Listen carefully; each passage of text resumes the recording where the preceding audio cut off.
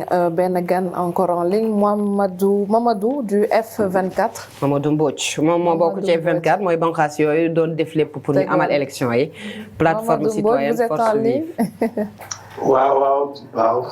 Bonsoir alors Mamadou Mbodj F24 gis nañ taxawaay bi ngeen taxawu démocratie sénégalaise ngeen xeex vraiment pour élection yi mën a dérouler wu ci anam yi gën a baax yi ci date bu gën a gaaw aussi ban jàngat tey nga am ci suñu journée bi. waaw maa ngi leen di gërëm di leen sargal di leen balu àq di bal àq di sargal Sénégal yëpp tey jii nag wax dëgg yàlla liñ njëkk a gis mooy Sénégal yi génn nañ. Sénégal yi ne massivement te loolu defe naa ne ñun société civile ñëpp nag wax dëgg yàlla ñaan nañ ko def nañ ay communiqué def nañ ay vidéo ñaax nit ñi dem voté ji. wondee naka la ñuy voté ba kenn du juum. donc loolu def nañ suñu kéem kattan. te tey jii wax dëgg yàlla gis nañ ne Sénégal yi def nañ loolu. donc ñu leen ci sant yàlla waaye boo gisee ñu def ko noonu dafa fekk ne ñoom itam dafa fekk ñu yàkkamti. parce que ay weer a ngi nii ñëpp jaaxle ñëpp en tout cas am lu leen naqari ci li nga xam ne noonu la réew mi di doxee te ñu yàkkamti loolu jeex. donc yàkkamti boobu ñu yàkkamti woon na mu jeex. tax na aussi tey jii bi ñu bëggee tax élection yi ñëpp taxaw ne loolu warul nekk parce que sénégalais yi xaar nañu yàgg te seen xaar bi yàgg na yàgg boo xam ne buñ ko bëggee taxaat dina indi jéey ci réew mi wax dëgg yàlla dañu gisee constitutionnel taxawaay bi mu taxaw ba tax léegi élection am tey jii donc dañ ci sant yàlla liñ ciy jàngat nag bu weesoo li nga xam ne ñoom ñëw nañu sénégalais yi wote ci ni mu waree gis nañ ne itam dal def nañ ko ci dal loolu aussi dañ ci sant yàlla parce que comme ni ma ko waxee léegi def nañ ay weer yoo xam ne ñu jaaxal nañu seen démocratie bi dem na ba nërmalu Sénégal ba sax dañuy ree ci bitim réew alors que ñu nekkoon vitrine bi nekk exemple bi nekk modèle de démocratie dem nañ ba nga xam ne dañu yaakaar ne Sénégal démocratie dee na fi waaye nag heureusement que Sénégal yi am nañ maturité politique boo xam ne tax na ñu bàyyi violence bi ne di muñ nañu xaar rek 25 février ñu taxawoo ñu le 24 mars tey nag ñoom itam ñu wane seen bopp ne ñoom peuple mature lañ peuple bu am fayda lañ peuple bu am jom la te xam ne lu ñu bëgg moo tax tey ñu génn voté dëgg la nag am na ay lënt boo demee Ziguinchor am na fay lënt wax nañ ne am na ñoo xam ne jóge nañ Guinée Bissau boo demee frontière Matam am na lu ñu fa wax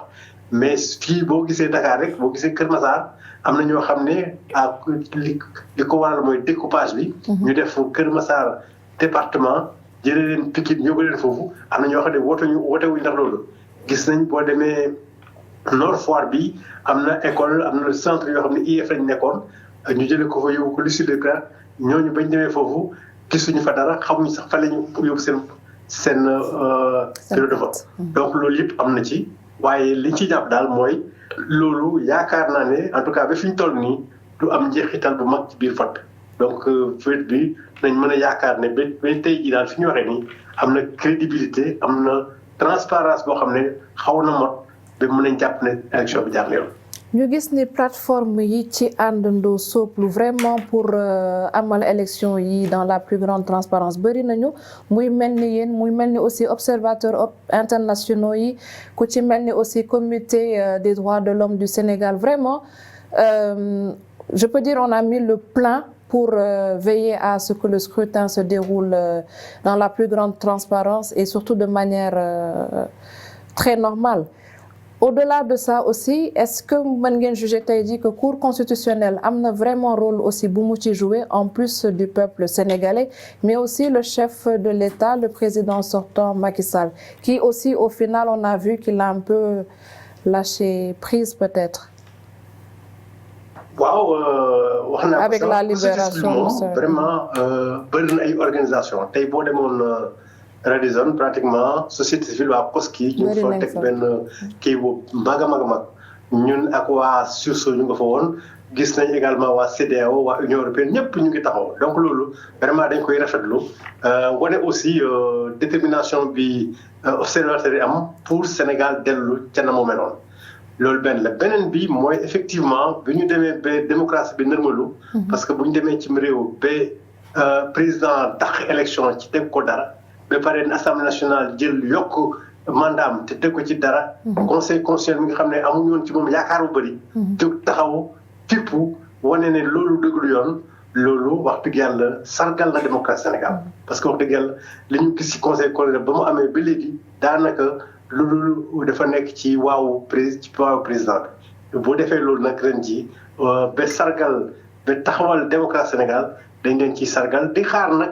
ñu continuer noonu maanaam di wax droit bi nga xam ne moom la tax peuple bi ko fay peuple bi teg ko fi donc loolu ñu koy xaar ci ñoom donc loolu il faut ñu sargal ko président nag wax dëgg yàlla li ñu mën di wax ci moom mooy lâcher lest moom loolu mooy li nga xam ne moom mënul woon def neer ñoom dañuy ñaawlu ba fu ñaawlu mën a yem taxawaayam ci démocratie Sénégal parce que comme ni ma ko waxee ñun alerte nañ depuis plusieurs mois ñu ngi wane ne élection yi ni ñu ko tëralee jaarul yoon dañuy wax dañ ko piégé dañ ko sax saboté mu ci inscription yi mu ci parrainage yi lépp circuit bi yëpp boo gisee ay juge joxe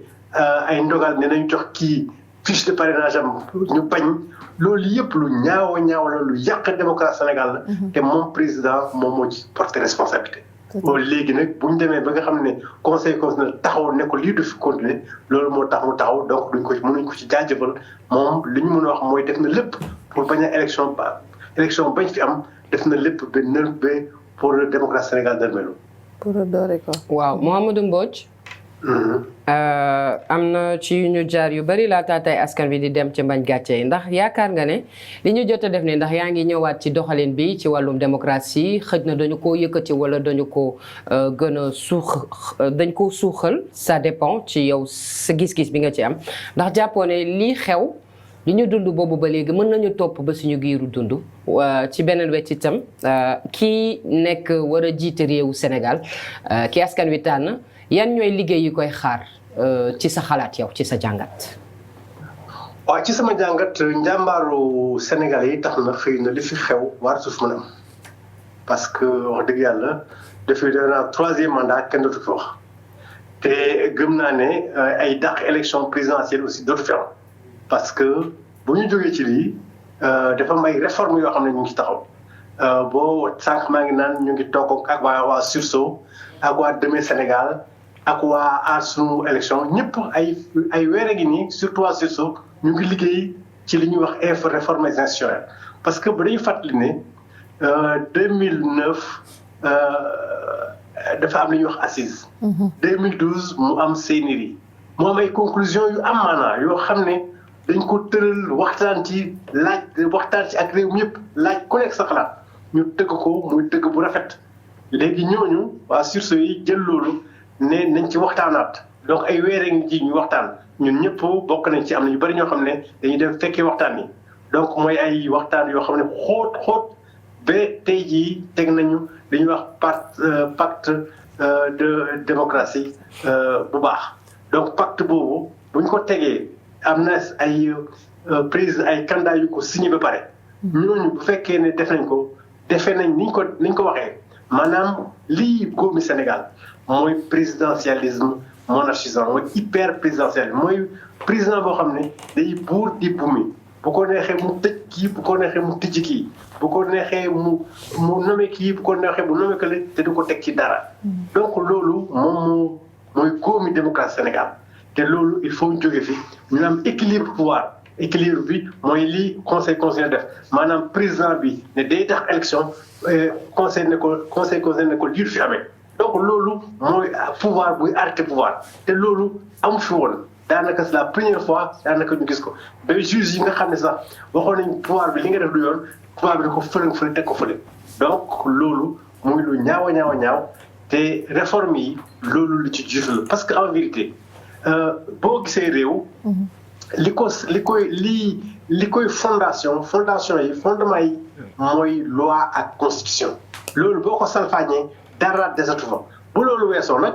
vraiment nit ñi sonn nañu nit ñi xiif nañu nit ñi mar nit ñi bëgg nañ liggéey nit ñi bëgg nañ jàng nit ñi bëgg nañ santé ay chantier yu bare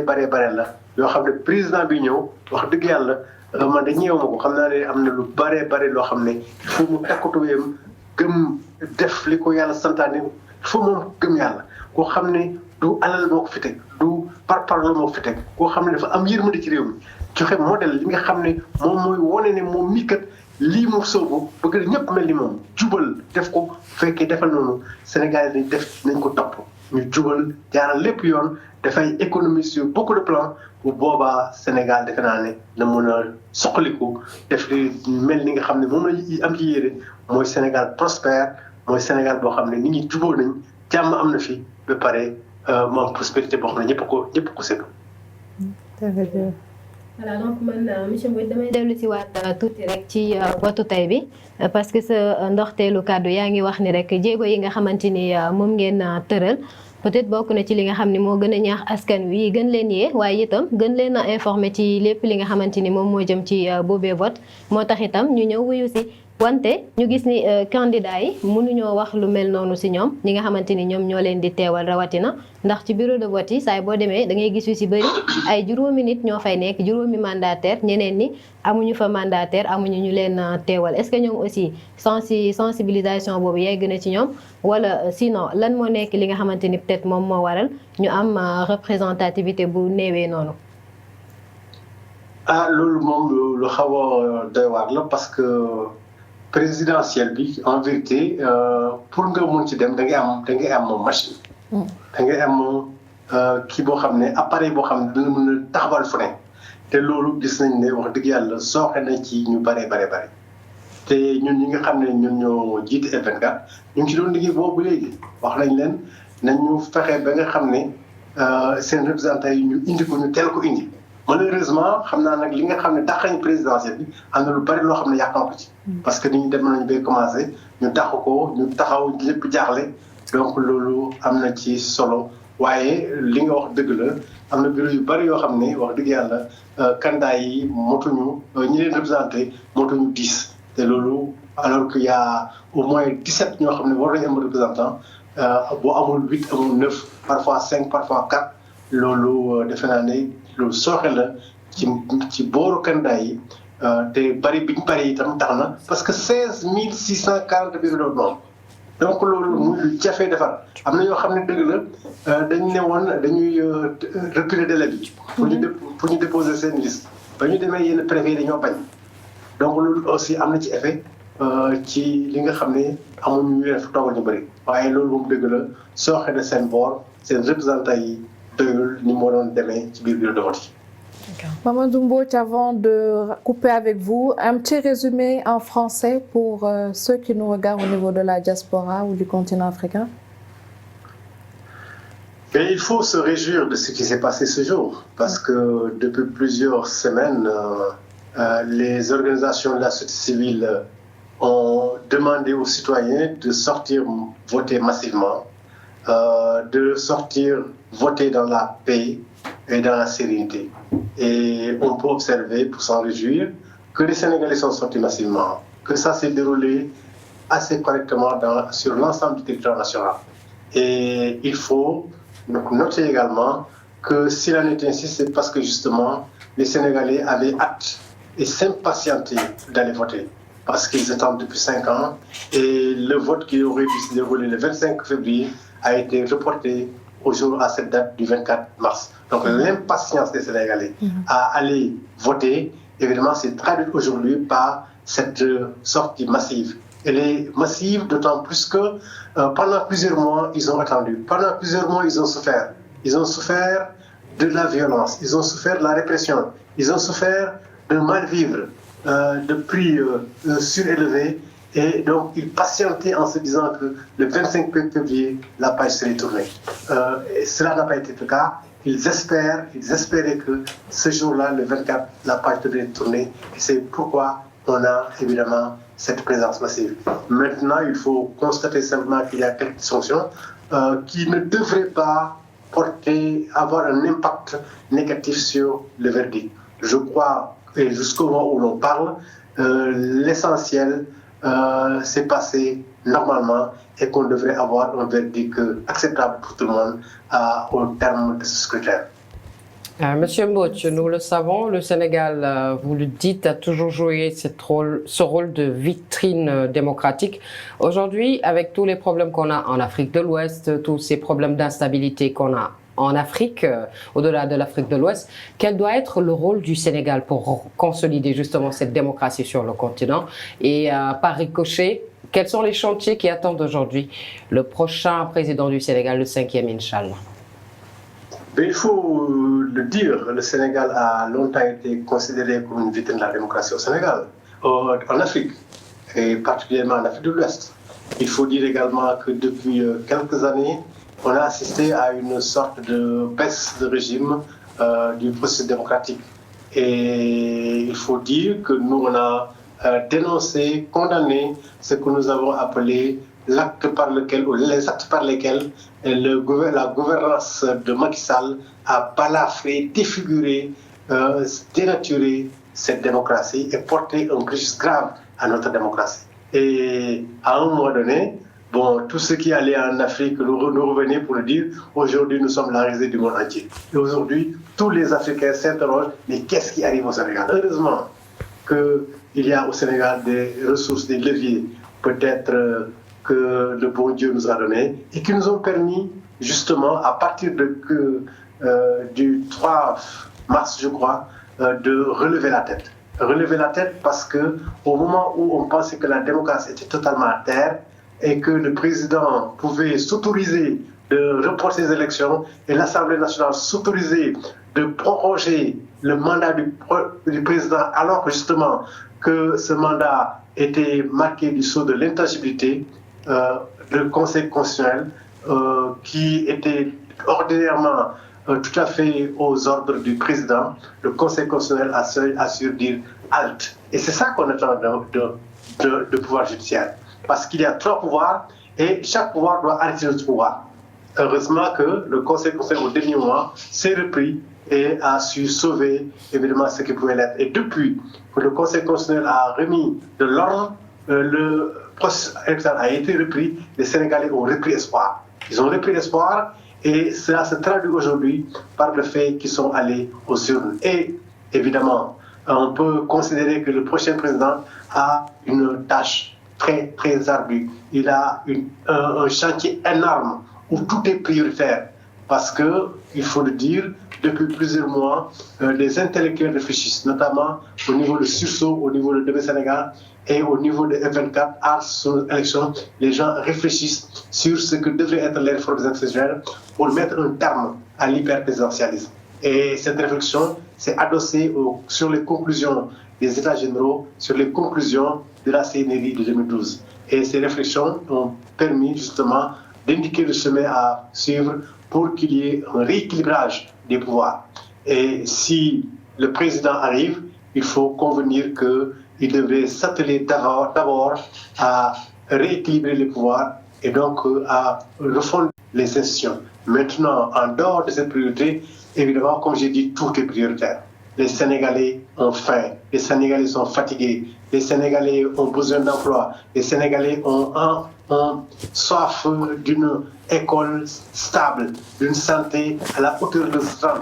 Et évidemment, le président de la République a autant de priorités par rapport à ces questions-là et nous espérons simplement qu'il sera à la hauteur pourvu qu'il donne l'exemple parce qu'il donne l'exemple de la rigueur, de